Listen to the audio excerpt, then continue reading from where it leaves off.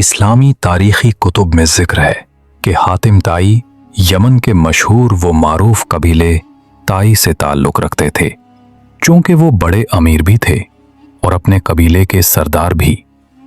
اس وجہ سے سخاوت ان کا پیشہ بن چکا تھا۔ بھلا دنیا میں کون سا انسان ہے جو حاتم طائی کی سخاوت سے ناواقف ہو؟ رسول اللہ کے زمانے میں ایک جنگ میں جب کچھ لوگ قید ہو کر مدینہ لائے گئے تو آپ صلی اللہ علیہ وآلہ وسلم کو معلوم ہوا کہ ان قیدیوں میں حاتم طائی کے قبیلے کی ایک عورت بھی شامل ہے۔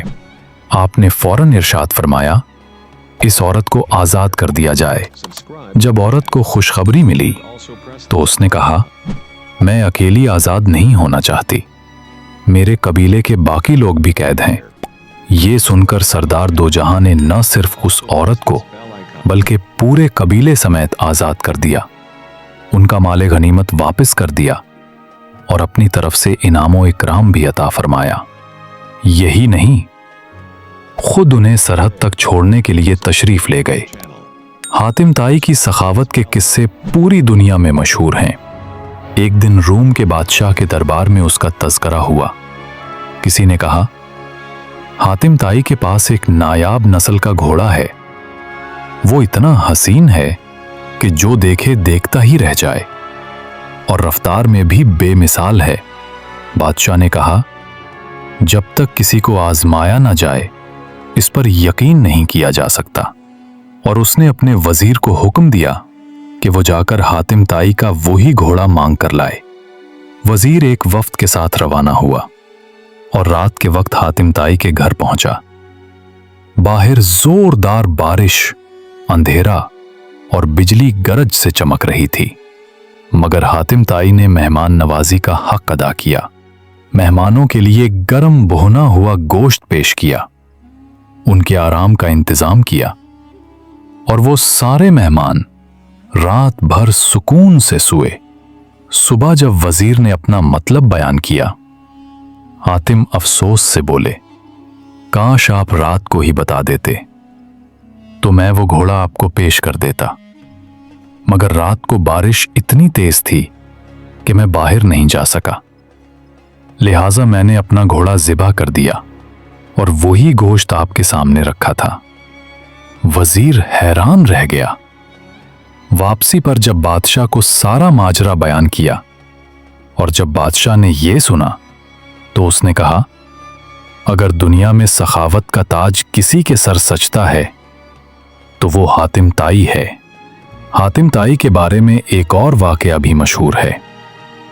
ایک بادشاہ اس کی شہرت سے حسد کرنے لگا۔ اس نے ایک قاتل کو حکم دیا کہ جا کر حاتم طائی کو قتل کر دو۔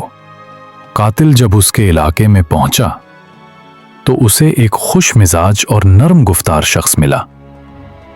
وہ حاتم طائی ہی تھا، مگر قاتل نہیں جانتا تھا۔ حاتم نے اسے مہمان سمجھ کر گھر بلایا، خدمت کی، کھانا کھلایا، آرام دیا۔ دوسرے دن جب وہ رخصت ہونے لگا، حاتم نے کہا، کچھ دن اور ٹھہر جاؤ اور مہمان بنے رہو۔ قاتل نے کہا، مجھے ایک ضروری کام ہے، میں نہیں ٹھہر سکتا۔ حاتم نے پوچھا، کیا کام؟ شاید میں مدد کر سکوں۔ قاتل نے رازداری سے کہا، میں بادشاہ کے حکم سے حاتم طائی کو قتل کرنے آیا ہوں، اگر آپ اسے جانتے ہیں تو مجھے اس کا پتہ بتا دیں۔ حاتم مسکرائے اور بولے، میں ہی حاتم طائی ہوں، تمہیں جو کام دیا گیا ہے کر لو، ورنہ لوگ دیکھ لیں گے اور تم انعام سے محروم رہ جاؤ۔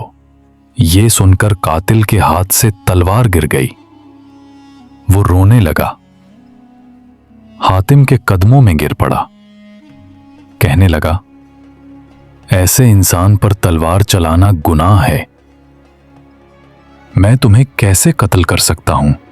حاتم نے اسے معاف کر۔ ایسے واقعات ہمیں اسلامی تاریخ میں بھی روشن نظر آتے ہیں۔ ایک دن آقا کریم کا ایک صحابی آپ کی خدمت میں حاضر ہوئے اور کہا، یا رسول اللہ، مجھے شہد چاہیے۔ آپ صلی اللہ علیہ وسلم نے فرمایا، उस्मान के पास चले जाओ। वो हज़रत उस्मान गनी रज़ी अल्लाह के पास गए। हज़रत उस्मान रज़ी अल्लाह ने अपने खादिम से फरमाया, उसे शहद दे दो।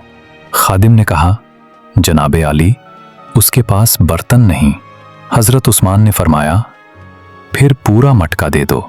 खादिम ने कहा, ये तो कमज़ोर है, उठा नहीं सकता। तो आपने फरमाया, फिर ऊंट पर लाद दो। यही है सखावत, और यही उस्मान गनी के बड़ेपन का वाक़या है।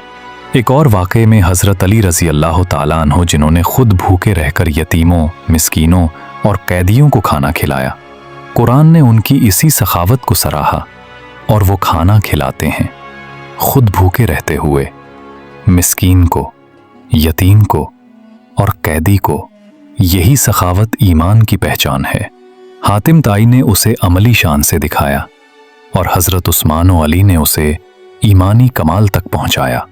आखिर में यही पैगाम है, अगर तुम चाहते हो कि अल्लाह तुम्हें इज्जत दे तो उसकी मखलूक के लिए दरवाज़ा खुला रखो, क्योंकि सखी अल्लाह का दोस्त होता है और दोस्त पर हमेशा उसके दोस्त की नवाजिश होती है।